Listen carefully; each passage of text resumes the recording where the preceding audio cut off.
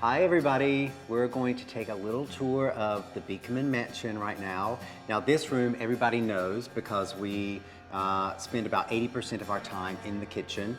So most of the scenes that you see in the show are shot in the kitchen. But I thought you might want to see a little bit of the rest of the house. Now this is a no shoes house, so take your shoes off and let's get started.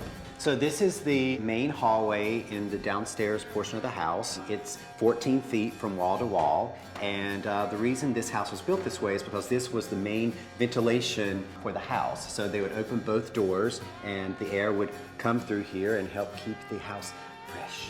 All right, now let's walk into the dining room. One of the biggest questions we got from season 1 is whatever happened to the table. We did have to take the top off of it to get it into the room. And here it is, as you can see. We designed it so that it would really fill up the room.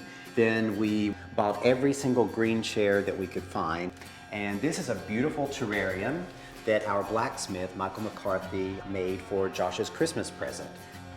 One of the most striking features of the house is the wallpaper. All of the wallpaper was hand printed by a company called Cole & Sons out of England. We're very protective of it. It may not always be to our liking, but we're not going to change it. We get lots of questions for decorating advice, and we're always looking for things everywhere. This is a painting that we bought off of eBay for $10, including the frame. That's a good deal.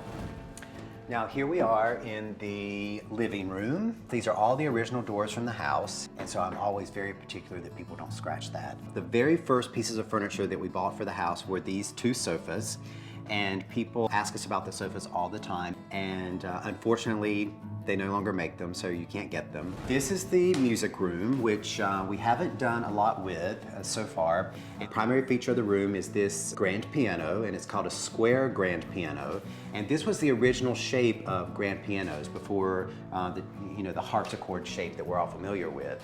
And this is actually the oldest piano ever built in Albany, New York, just down the street. And you can see here on the panel, it says Gumpf, which was the manufacturer in Albany, New York. And this is so beautiful. It's all inlaid with mother of pearl and gold filigree. It's really beautiful. And these are the real ivory keys, which you don't often see any longer. And that's, of course, where you get the phrase tickling the ivories. I'm very good at tickling. This is our book collection here on the bookshelves.